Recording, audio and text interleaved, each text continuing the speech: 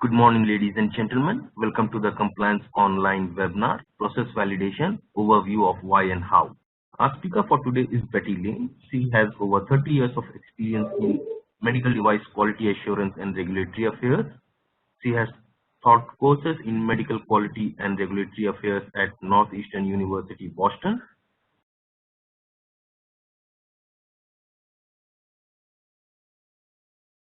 This process validation is establishing by objective evidence. That means you actually have something in writing. Doesn't mean that there's always numbers attached to it. Could be a report, could be a protocol, but or often data. But you need some kind of actual physical objective evidence in writing that your process consistently produces the result that you need that meets whatever specifications you've defined for this process in advance. So the predetermined specifications. Now, sometimes in process validation, some of the specifications get determined in some part of it, but the final part of the process validation will be on specifications to make sure that it meets the specifications that you have determined. There was a group of people who did guidelines called the Global Harmonization Task Force, or GHTF for short, and we will be referencing their guidance document.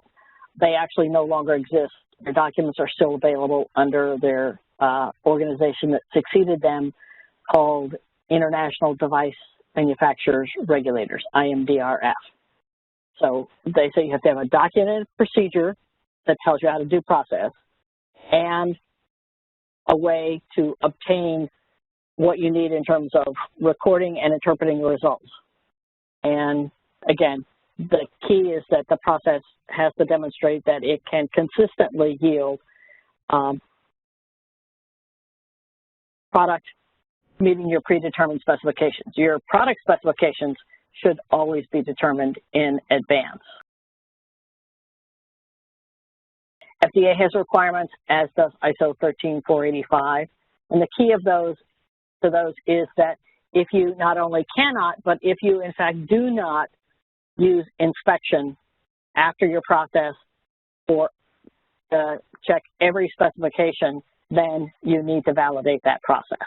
So either you might not be able to verify and inspect every requirement, or you may be able to, but you may not want to because of the amount of time it takes.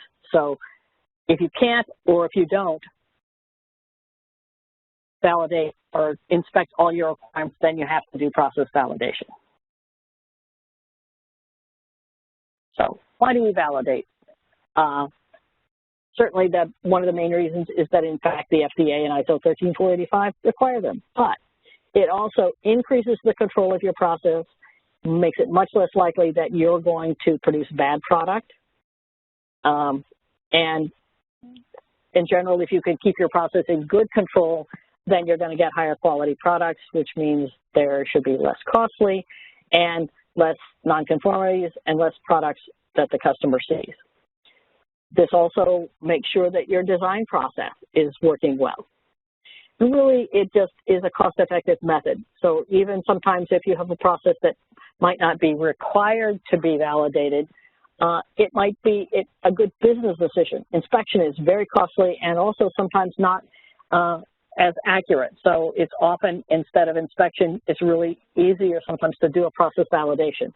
It may be a bit effort to do the validation, but it saves you money in the long run in terms of inspection and nonconformities.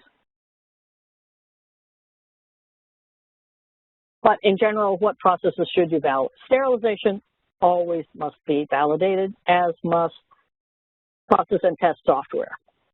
If you have a continuous process, this means a process where you have a filling line or you have automated assembly. And those processes which are running continuously, maybe not for days and days, but even for a whole shift. Those are the kinds of processes that you need to validate. Aseptic filling, that's, or actually almost any filling process. You want to make sure that if you're filling something with a liquid, then you've always got the right amount within your defined specifications. Always sterile packaging, which means sealing of it and any associated processes. Processes that change the state of the material. So if you freeze dry a product, if you turn a liquid into a gas, that happens less frequently. Lyophilization, those processes. So you want to make sure that that process always consistently does the process, and that when you then reconstitute it to use it, that you're going to get what you expect. You're going to get the right amount and the right characteristics. In other words, the liquid going in before lyophilization may have met all of its specifications, but after you lyophilize it and reconstitute it, does it still meet all of its specifications? That's why you do process validation.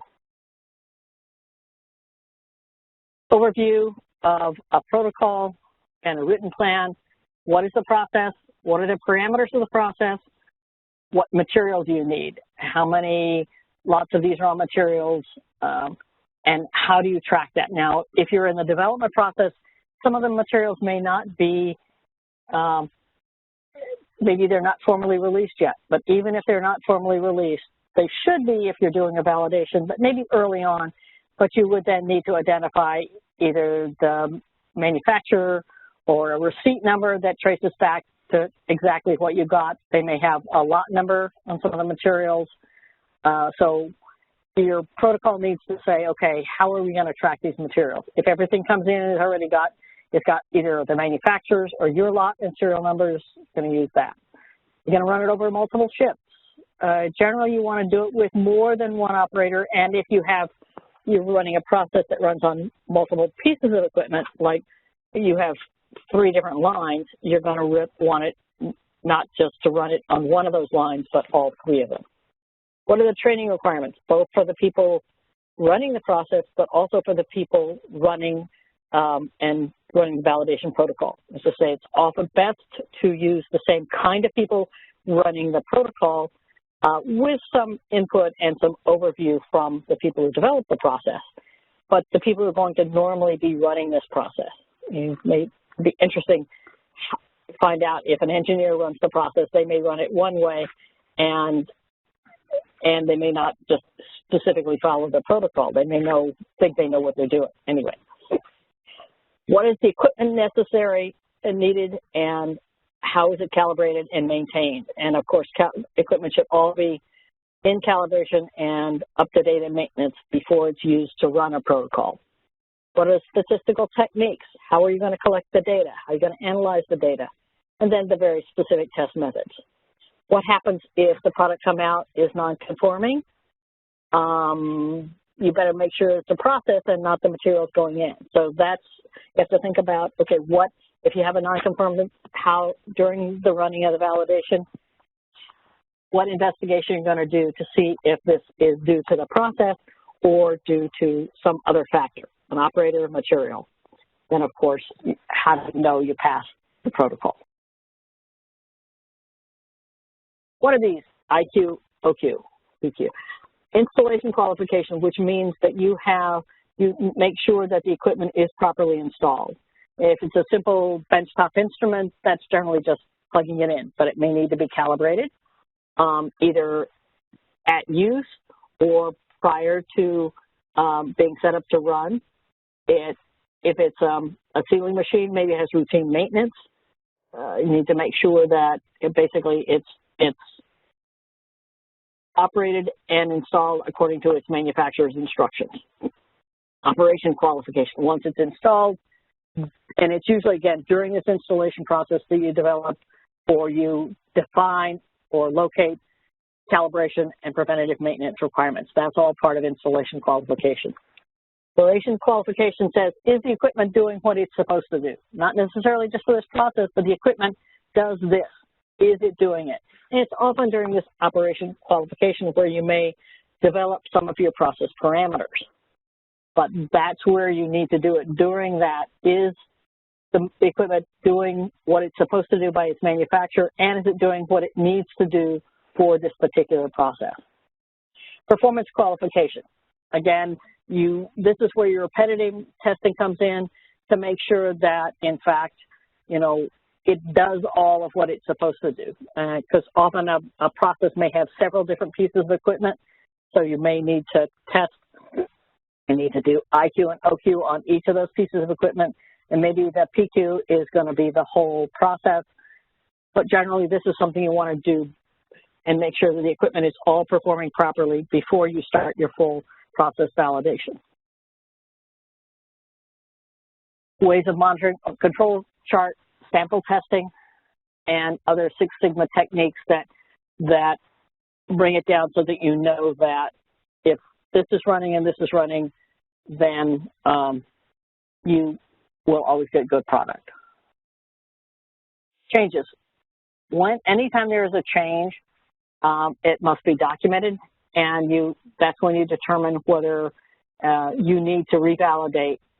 And even if you determine you don't need to revalidate, again, you must document that and the reason why.